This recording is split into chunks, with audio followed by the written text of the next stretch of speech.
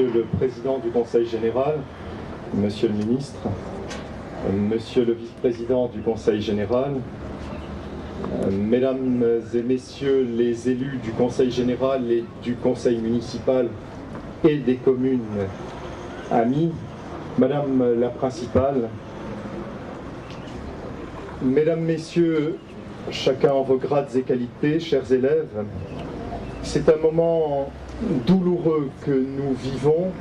mais nécessaire. Le souvenir s'entretient, c'est bien de le dire, c'est mieux de le faire. Dans ce qui était une école, c'est-à-dire un lieu où s'éveillent les consciences, où se transmet le savoir, l'État français, soumis à l'occupant nazi, a créé une annexe de la prison pour y enfermer des femmes et des hommes, mais aussi des enfants, dont le seul tort était soit de résister à un occupant totalitaire méprisant la démocratie, soit d'être juif. Nous ne pouvons oublier que tout régime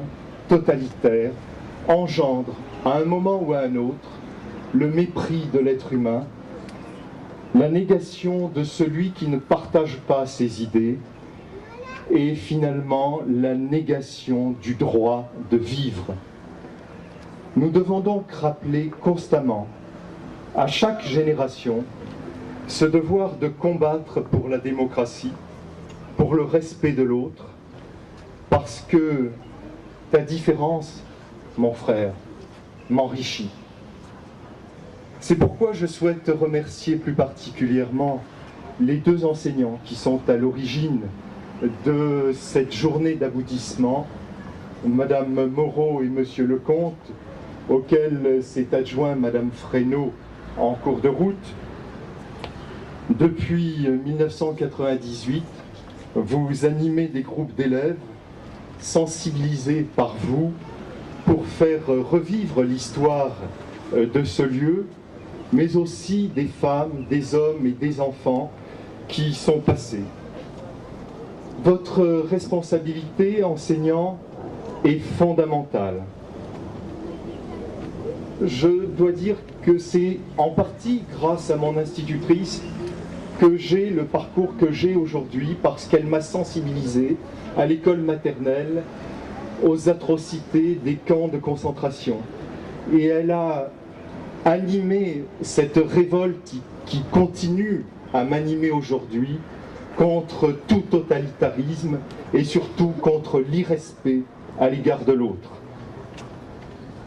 Ce travail de passeur de mémoire auquel les élèves ont adhéré et participé a éveillé des souvenirs. La presse locale s'est fait l'écho de cette soirée qui avait eu lieu ici dans cet établissement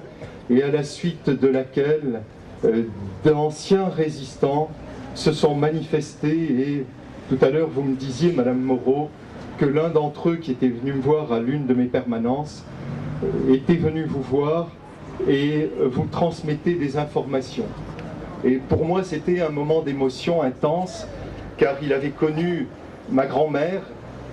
modeste factrice mais patriote, résistante, et il a fait ressurgir à ma mémoire des moments d'émotion très forts. C'est donc